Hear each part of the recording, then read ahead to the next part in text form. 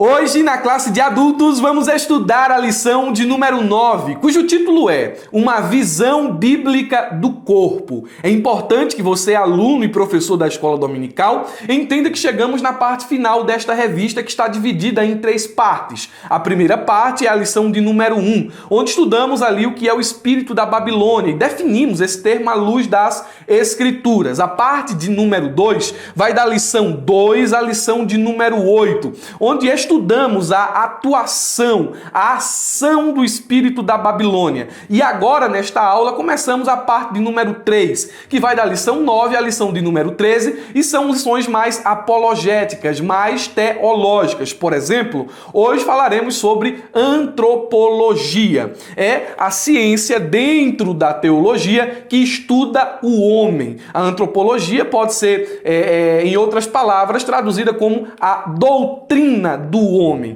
Existem vários tipos de antropologia, antropologia social, antropologia, aí por aí vai. Mas nós vamos focar na antropologia bíblica, que estuda a natureza do homem à luz das Sagradas Escrituras. E ela tem como objetivo revelar aos estudantes da Bíblia Sagrada as verdades que estão reveladas aqui sobre a natureza humana, bem como sua origem e desenvolvimento, além de seu destino final. A antropologia bíblica responde às maiores questões da vida. De onde viemos, por que é que estamos aqui e para onde estamos indo. Essa antropologia bíblica, ela se diferencia da antropologia científica, que estuda o homem em suas características físicas e culturais em 3 aspectos. Primeiro, quanto ao seu fundamento. A base da antropologia bíblica encontra-se exclusivamente na revelação especial de Deus, a Bíblia Sagrada. Também se diferencia, em segundo lugar, quanto à sua abordagem. Ela é feita a partir de uma visão bíblica do homem. E, em terceiro lugar, a antropologia bíblica se diferencia da antropologia científica quanto ao seu propósito. Então, veja, fundamento, abordagem e propósito. Quando falamos de propósito, à luz da antropologia bíblica, a nossa finalidade é demonstrar a postura privilegiada do homem em relação às demais criaturas, bem como sua deficiência moral diante de Deus, decorrente da queda. E queda aqui está com Q maiúsculo. Nós vamos aqui falar sobre a constituição do homem, sobre sua origem, sobre a sua tripartição, corpo, alma e espírito. E aí por diante vamos finalizar a lição falando sobre a visão secular do corpo. É importante que você preste atenção a cada detalhe, a cada ponto que falaremos aqui. Comecemos então pelo nosso texto áureo que nos diz... Mas o corpo não é para a prostituição, senão para o Senhor, e o Senhor para o corpo. 1 Coríntios, capítulo 6, versículo 13, a parte B. Na tradução NVI, essa passagem está traduzida dessa maneira. O corpo, porém, não é para a imoralidade, mas para o Senhor, e o Senhor para o corpo. Qual é a ideia aqui presente nesse versículo? A ideia é que o nosso corpo tem uma finalidade, tem um propósito dentro do plano eterno de Deus. E Paulo deixa isso bem claro, dizendo que o corpo não é para a imoralidade, mas para o Senhor. O que é que ele está combatendo aqui nesse versículo em particular, em especial? Ele está combatendo um pensamento mundano que era corrente comum na Grécia, principalmente na cidade de Corinto. Essa filosofia de permissividade, essa filosofia de que tudo era lícito, influenciava não só a cultura secular, não só o povo do mundo, mas também estava entrando dentro da igreja. E por essa razão, Paulo se viu obrigado a combater esse pensamento, a mudar a mentalidade dos coríntios. E veja, meus irmãos, que à luz do contexto, existem aqui pelo menos 2 argumentos que Paulo ele rebate. O primeiro argumento está no capítulo 6, versículo de número 12, onde havia-se ali uma premissa de que todas as coisas eram lícitas. É o primeiro argumento que Paulo combate. Olha, Todas as coisas me são lícitas. Aí ele vai e coloca uma conjunção adversativa dizendo, mas nem todas as coisas me convêm. Então, na cidade de Corinto, defendia-se essa liberdade total, irrestrita, incondicional. Porém, Paulo, ele vai na contramão desse pensamento e argumenta que isso está errado. Olha, você pode fazer o que você quiser, mas nem tudo o que você fizer, de fato, é certo. Então, a sociedade, ela estava sendo influenciada por essa premissa filosófica. Ela estava agora, essa premissa, influenciando a igreja, ao ponto de os irmãos estarem começando a ser condescendentes com pecados escandalosos, como incesto e imoralidade sexual. Aí Paulo vai colocar um ponto final nesse argumento, dizendo, olha, todas as coisas me são lícitas, é o que prega aí fora, mas aqui dentro não, nem todas as coisas me convém fazer. Aí vem o segundo argumento, o alimento é para o estômago, assim como o sexo é para o corpo. Ou seja, o que é que os coríntios eles diziam? Olha, o corpo tem seus apetites naturais, a gente sente fome. E quando a gente sente fome, o que é que a gente faz? A gente se alimenta, a gente sacia a fome. Da mesma forma, é o que acontece quando vem o desejo do sexo. Então, se a gente sente esse desejo, assim como a gente se alimenta quando sente fome, qual é o problema de se satisfazer? Aí Paulo vai responder a essa premissa filosófica dizendo o seguinte, o alimento é para o estômago, assim, ele vai dizer o seguinte, o alimento é para o estômago, assim como o sexo é para o corpo. É o que os coríntios diziam. Aí Paulo vai e diz assim, olha, os alimentos são para o estômago e o estômago para os alimentos, mas Deus destruirá tanto estes como aqueles. Porém, o corpo não é para a impureza, mas para o Senhor, e o Senhor para o corpo. Paulo combate esses dois argumentos de permissividade para a imoralidade. E ele combate esses argumentos desconstruindo essas premissas, não é? Ele combate esses argumentos não com opinião, mas com outros argumentos. Por exemplo, eu citei aqui, separei 5 argumentos de Paulo à luz do contexto aqui do nosso texto áureo. Primeiro argumento, ele diz que o corpo é para o Senhor.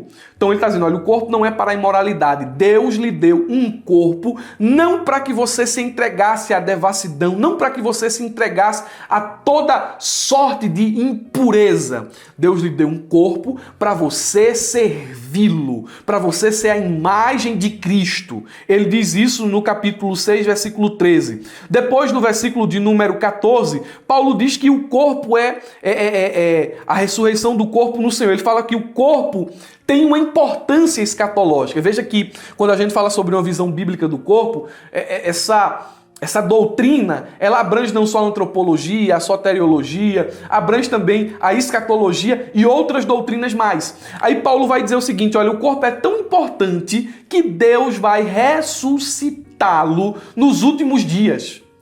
Isso é a importância do corpo dentro das Escrituras. Aí ele vai falar sobre a interação do corpo com o Senhor. Esses argumentos aqui que estão presentes no versículo 15 ao 17 é interessante. O nosso corpo é membro de Cristo. Aí Paulo ele vai dizer o seguinte, olha, você não pode unir um membro de Cristo a uma meretriz.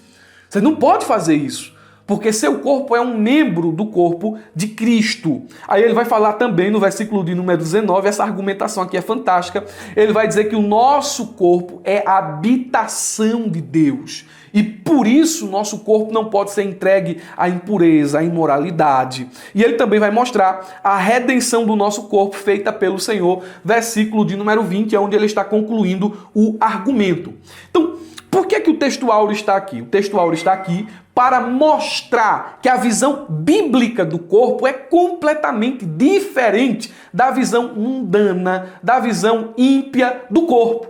Os ímpios se entregam a toda sorte de imoralidade, eles pecam contra o próprio corpo, eles pecam contra si mesmos. Então eles não têm freios morais. Os ímpios fazem o que bem entendem. E Paulo está dizendo, não é assim com o irmão, com o crente, com o salvo em Jesus. Não é dessa forma. Lá no mundo se tem uma visão do corpo. Aqui não. Aqui a visão é diferente. Tanto é o que diz a verdade prática. Eu vou ler a verdade prática para você. O corpo é o templo do Espírito Santo e por isso deve ser conservado em santificação até a volta de Cristo. Então nós temos a responsabilidade de conservar o nosso corpo em santidade. santidade. Devemos ser achados puros na volta de Jesus.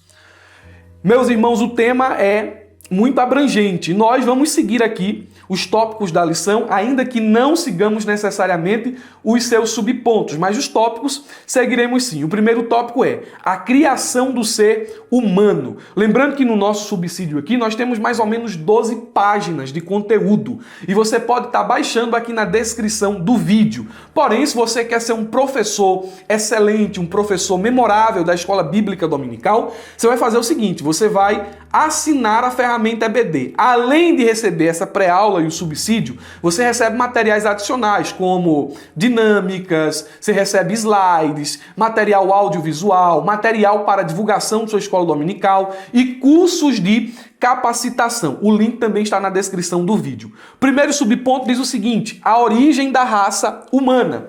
É importante nós entendermos que viemos de Deus e que não somos o resultado de uma macroevolução.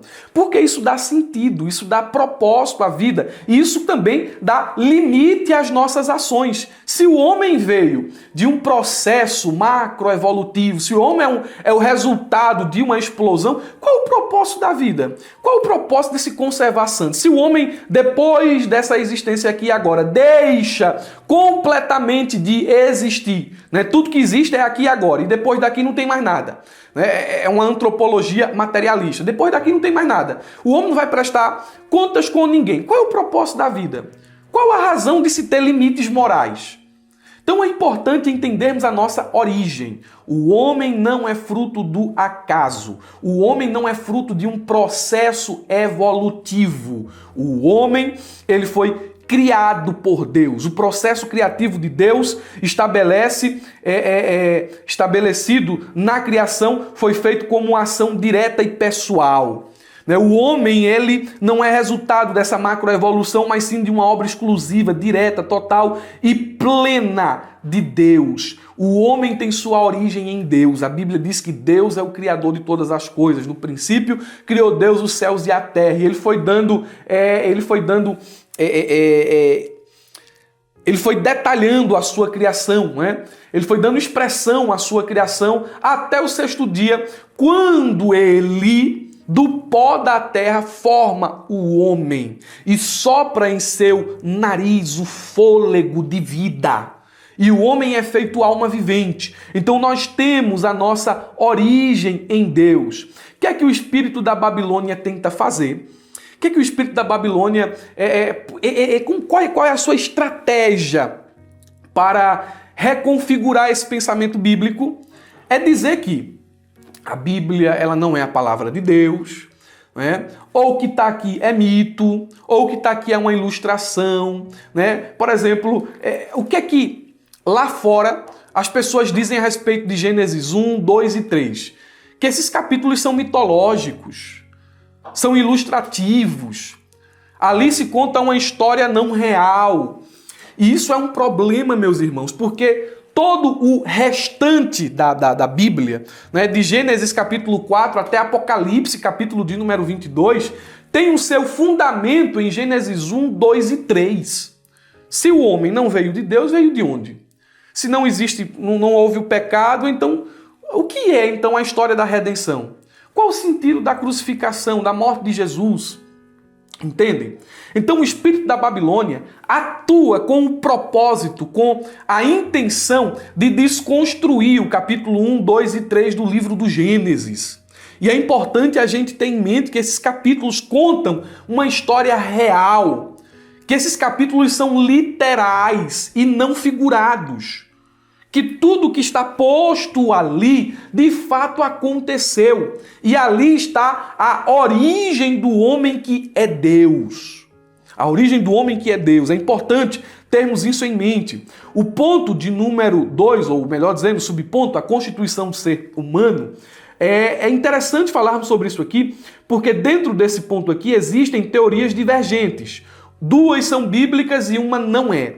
A primeira teoria é o unitarismo ou monismo. É uma corrente doutrinária que ensina que o homem é um só todo, uma só parte, não havendo qualquer divisão em sua constituição, ou seja, não existe alma ou qualquer parte do homem que sobreviva à morte. É por isso que alguns até falam sobre o sono da alma, né? Essa doutrina adventista, o sono da alma, tem sua origem aqui, sua gênese nesse pensamento monista, unitarista, em outras palavras. E essa visão unitarista do homem, ela é heterodoxa. Ela não é ortodoxa.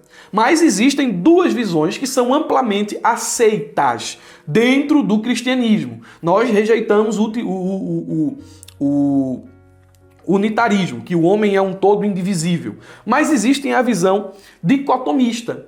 O dicotomismo é uma doutrina que foi amplamente abraçada ao longo da história da igreja. E essa doutrina ensina que há dois elementos ou partes constitutivas do homem: a parte material e a parte imaterial. Eles se baseiam assim, dizendo que o homem é corpo e espírito, então corpo e alma. Por que eles são dicotomia, né? Vem de dois.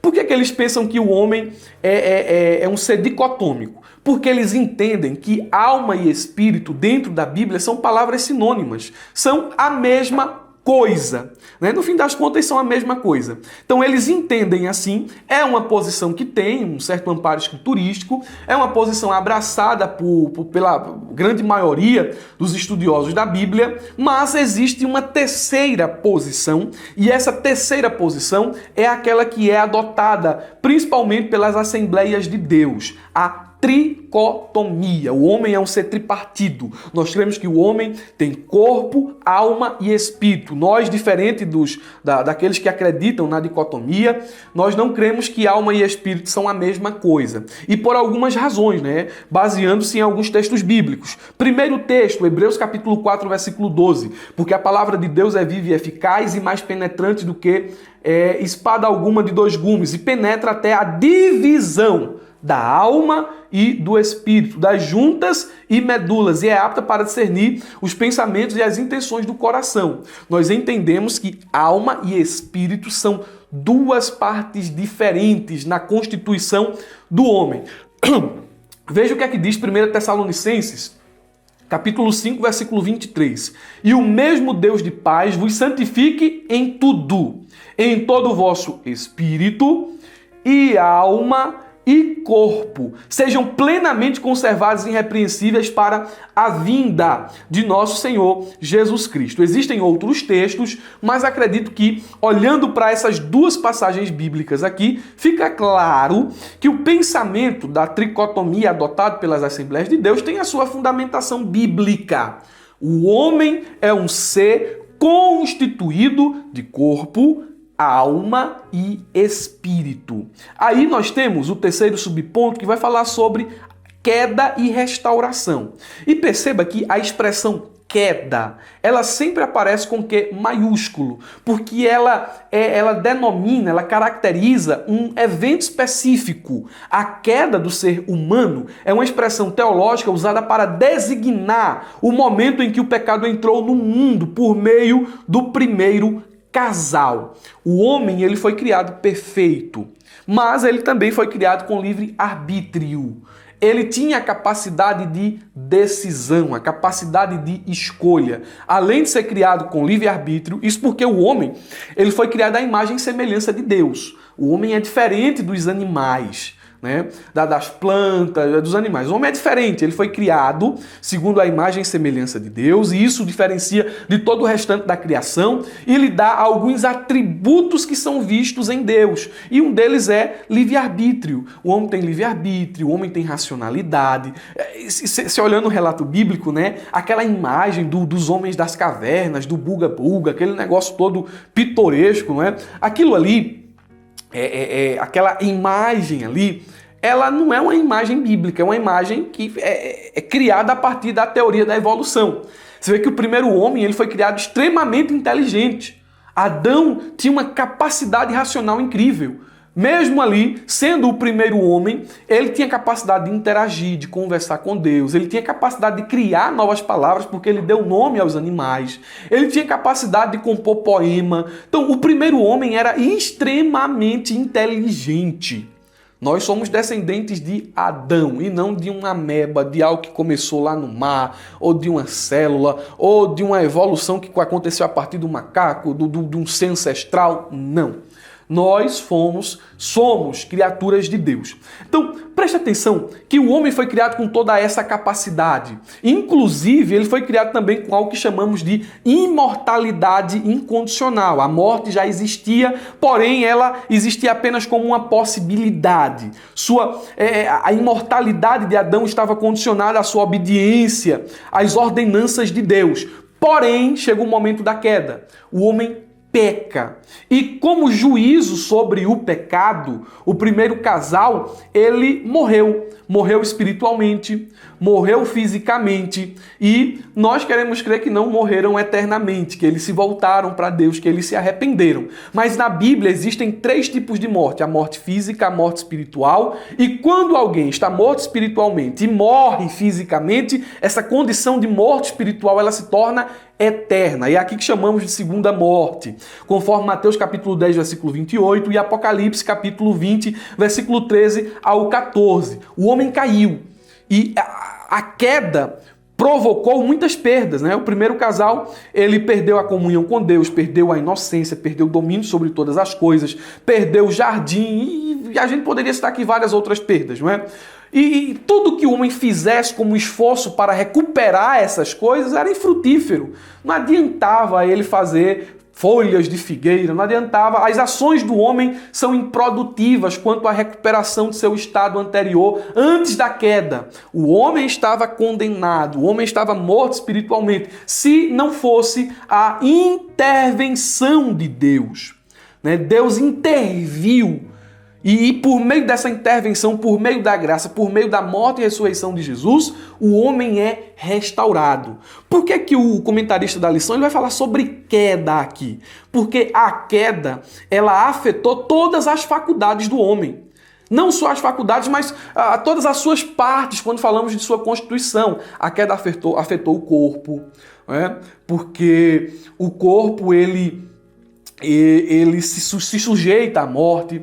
A queda afetou o coração ou a alma, são expressões sinônimas, né? O coração, os desígnios agora do nosso coração são continuamente mal. Afetou as nossas vontades, afetou os nossos pensamentos. A queda afetou a alma do homem. A queda também afetou o espírito, porque o homem morreu espiritualmente. O espírito é a parte do homem que o liga a Deus. E o espírito do homem após a queda, ele o espírito do homem agora está morto. O homem não tem mais contato com Deus. Então a queda afetou o homem em sua totalidade. E o autor coloca aqui queda e restauração para mostrar que a restauração em Cristo Jesus também alcança o homem em sua totalidade. Tanto que, quando Deus ressuscitar, presta atenção, deixa eu dar uma olhadinha aqui, se a gente já passou muito tempo. Não, vamos lá. Preste atenção, quando Deus ressuscitar o homem, Deus vai ressuscitar o corpo, vai estar lá a alma e o espírito presentes. Então, a restauração, a graça acompanha ou alcança o homem em sua totalidade. Vamos aqui ao nosso tópico de número 2, uma visão bíblica do corpo. E aqui eu quero fazer uma pequena alteração nos tópicos da lição. Preste atenção. O primeiro subponto, a parte exterior do homem. A parte exterior do homem. É o primeiro subponto aqui. A parte exterior do homem, eu estou me referindo ao corpo.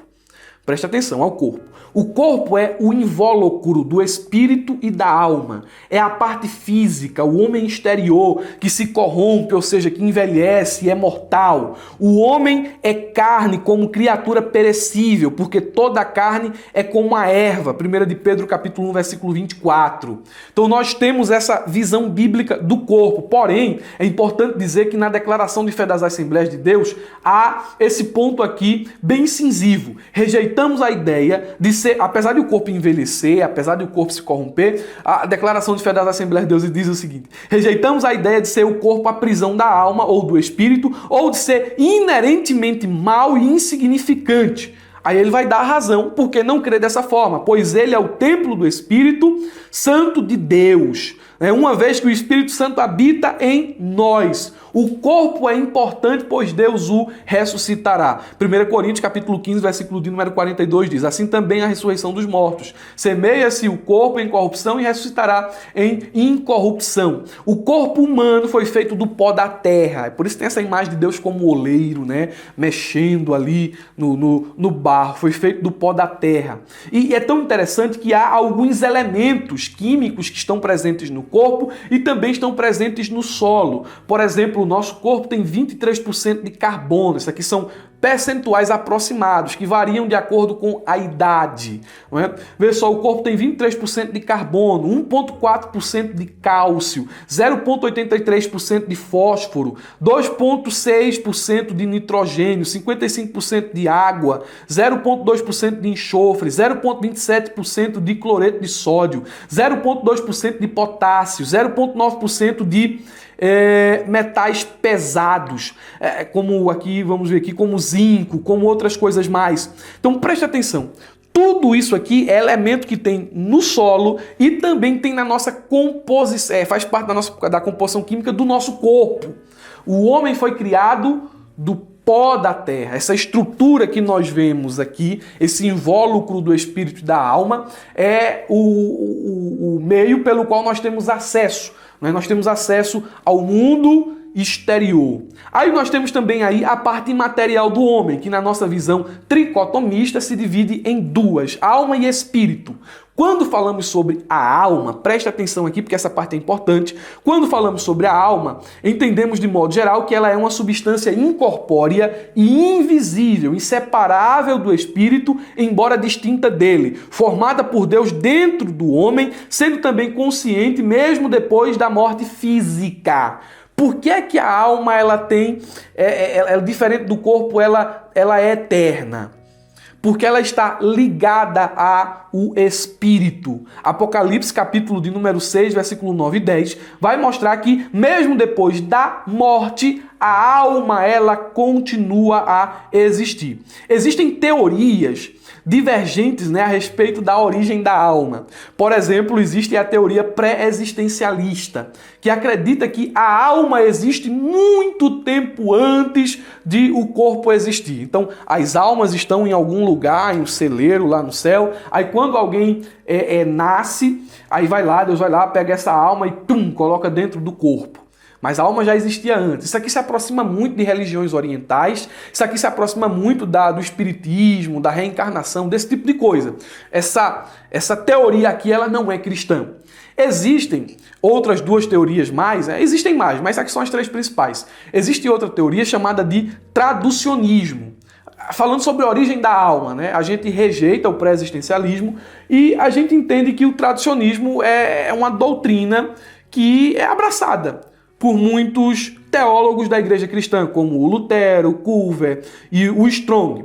O que é que, em síntese, o traducionismo ensina? Que a alma ela é transmitida pelos pais aos filhos. Se entende assim. E existe a visão criacionista e participativa. O que é que essa visão ela acredita? Essa visão é adotada pelas Assembleias de Deus e ela acredita que cada alma é criada imediatamente por Deus. No princípio da criação, o corpo veio da terra e a alma veio de Deus. Portanto, são duas substâncias diferentes. Então, nós cremos que há uma participação humana e divina no processo da gestação. O corpo é formado no ventre materno e a alma é criada e dada por Deus. Apocalipse, Eclesiastes, capítulo 12, versículo de número 7. Nós temos aí então a parte imaterial do homem, que é o espírito, e o espírito do homem não é um simples sopro ou fôlego, é vida imortal. O espírito é o princípio ativo de nossa vida espiritual, religiosa e imortal. E um elemento de comunicação, e o elemento de comunicação entre Deus e o homem. Olha o que certo autor disse aqui, eu vou fechar, tem mais coisa para falar sobre o espírito, mas eu preciso concluir. Certo autor cristão, ele disse o seguinte, corpo, alma e espírito não são outra coisa senão a base real dos três elementos do homem. Consciência do mundo, corpo. Como é que eu posso saber que a Bíblia aqui é que eu estou pegando, estou cheirando, estou sentindo? Consciência, escute. Consciência do mundo externo, consciência própria. Se eu penso logo existe, né? Tem um filósofo que diz consciência própria, eu tenho consciência própria, né? A mente, a alma e consciência de Deus, o Espírito. Veja a importância dessa constituição do homem. É a visão bíblica. É a visão bíblica. Visão bíblica é que o homem em sua totalidade, corpo, alma e espírito, devem ser conservados em santidade para Deus. Que tem gente que diz assim, não, Deus só quer a alma, Deus só quer o coração, Deus não quer o corpo, não. Não é isso não. Tudo deve ser conservado em santidade, corpo, alma e espírito. Mas aí vem a visão secular. Terceiro ponto, a visão secular do corpo. E dentro aí da visão secular do corpo, nós temos primeiro subponto, hedonismo e narcisismo. Segundo subponto, erotismo, erotização e libertinagem. E terceiro subponto, liberdade e autonomia. Me permita fazer alguns comentários complementares aqui. Primeiro, essa visão bíblica, ou melhor, essa visão secular, hedonista. O que é hedonismo? Preste atenção. Hedonismo é a filosofia do prazer. Nós já falamos sobre isso aqui em outras aulas. Hedonismo é a filosofia do prazer. É a busca insaciável do prazer carnal, desde o comer e beber até o prazer do sexo antinatural. Isso é hedonismo. Uma busca pelo prazer, essa busca ela é insaciável. Seu principal representante na Grécia Antiga foi Epicúrio. E por isso os hedonistas também são chamados de epicureus. A Bíblia fala sobre hedonismo? A Bíblia condena o hedonismo? Sim. O hedonismo aparece em algumas passagens. Esse pensamento de Epicúrio é condenado nas Escrituras. Veja, por exemplo, Romanos capítulo 16, versículo 17 e 18. Recomendo-lhes, irmãos, que tomem cuidado com aqueles que causam divisão e colocam obstáculos ao ensino que vocês têm recebido. Afastem-se deles, pois essas pessoas não estão servindo a Cristo, nosso Senhor, mas aos seus próprios apetites. Mediante palavras suaves e bajulações enganam o coração dos ingênuos. Sabe qual é o remédio para o hedonismo? É se afastar de quem é assim, de quem é hedonista, de quem vive em função do prazer. Olha o que a Bíblia diz em Filipenses 3, 18 e 19. Pois, como já lhes disse repetidas vezes, e agora repito com lágrimas, há muitos que vivem como inimigos da cruz. O hedonista é um inimigo da cruz. O destino deles é a perdição e o seu Deus é o estômago. E eles têm orgulho do que é vergonhoso. Só pensam nas coisas terrenas. O hedonista é uma pessoa extremamente mundana. É uma pessoa que vive em função de satisfazer os seus apetites, as suas concupiscências pecaminosas. Mas essa é a visão aceita lá fora. É a visão certa, é a visão abraçada, é a visão aplaudida, é a visão louvada pelo mundo. E nós devemos tomar muito cuidado com isso, porque esse tipo de pensamento hedonista muitas vezes quer penetrar, né, dentro da igreja. E com isso nós fazemos da palavra de Deus, né, nós tomamos aqui as doutrinas que mostram que agora nós temos liberdade em Cristo, transformamos isso em libertinagem. Devemos tomar cuidado. A Bíblia também fala sobre o hedonismo em Romanos, capítulo 1, versículo 22 ao 27. E aí nós temos outro termo, né? O narcisismo. Olha que termo interessante. O narcisismo ele vem da mitologia grega e da lenda de Narciso, conhecido por sua beleza requintada. Narciso teria se apaixonado por si mesmo depois de ver o seu reflexo no rio. E dependendo de qual versão da história você escuta, você lê, você ouve, Narciso ele definhou em desespero ou se matou, nunca encontrando ninguém amável o suficiente para afastá-lo de sua vaidade. Quando a gente fala de narcisismo, a gente está falando de orgulho, de arrogância, de uma vida centrada em si si. Esse termo aqui, ele descreve alguém que é obcecado ou tem admiração excessiva por si mesmo. No conto grego, Narciso olhou para a água e ficou obcecado pela sua beleza física. E muitos hoje tornam-se igualmente preocupados com sua imagem, com sua identidade, com sua influência. O narcisista é orgulhoso, arrogante e centrado em si mesmo. Na contramão dessa cultura narcisista, você vê aqui, Instagram influencia muito isso, a cultura do corpo, as academias lotadas, as roupas como uma moldura do corpo e não do rosto, para esbanjar sensualidade, para chamar a atenção por meio dessas vias pecaminosas, por meio dessas vias indecentes. A gente vive uma cultura narcisista hoje.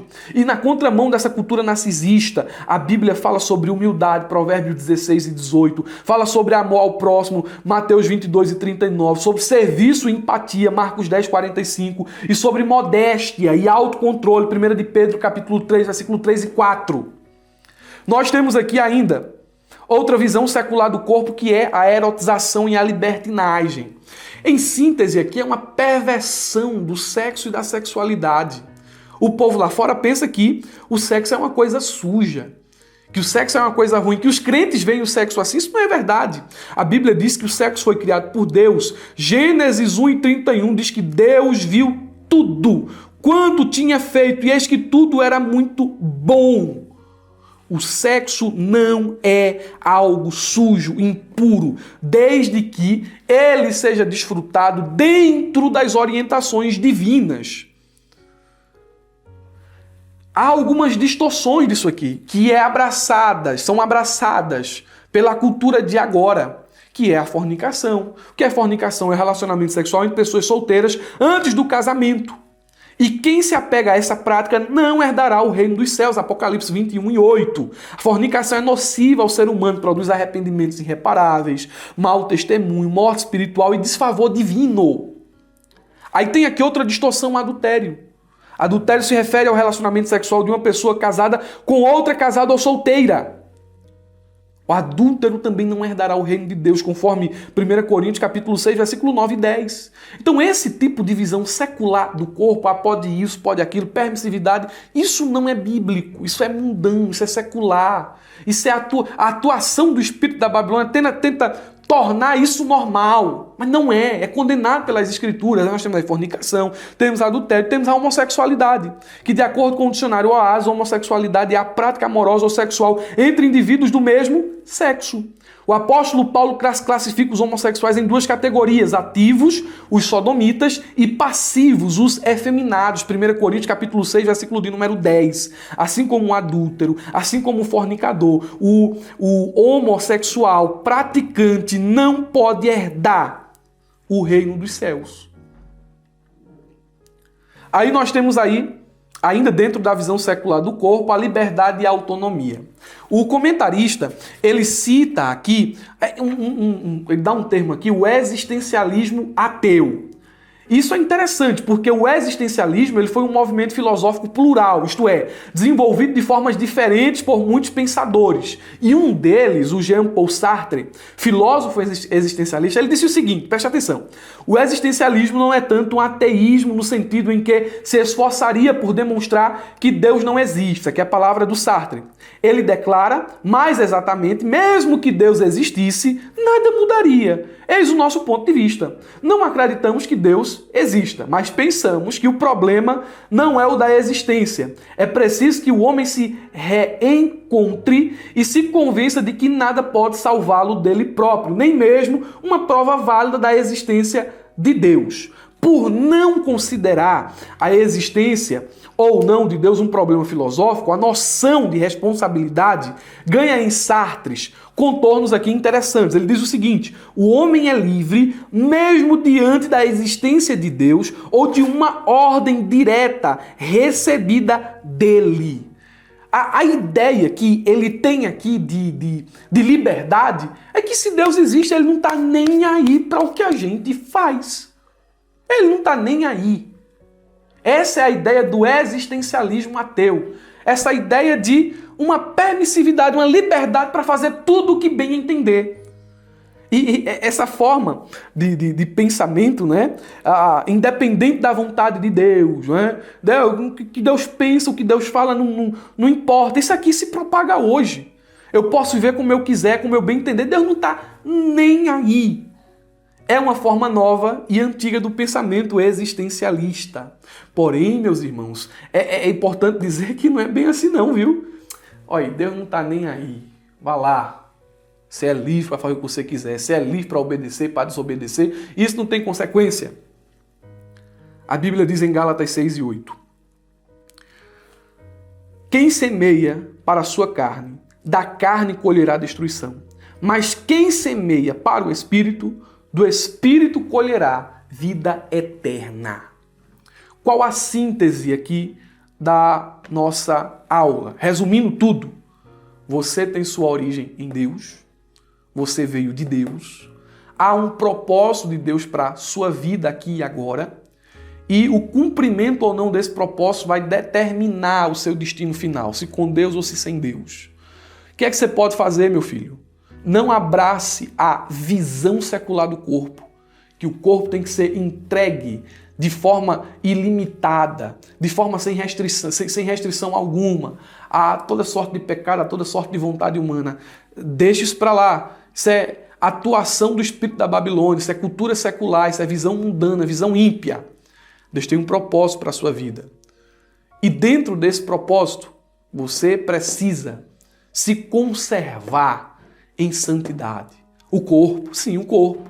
A alma, sim, a alma, seus pensamentos, suas vontades, sim, seus sentimentos. E o seu espírito devem ser conservados em santidade. Eu penso que essa breve aula aqui, de tantos assuntos que nós tocamos e falamos, vai lhe ajudar na sua escola bíblica dominical. Então, eu desejo a você um ótimo final de semana, uma ótima aula. Não se esqueça, abra a jaula. Amém.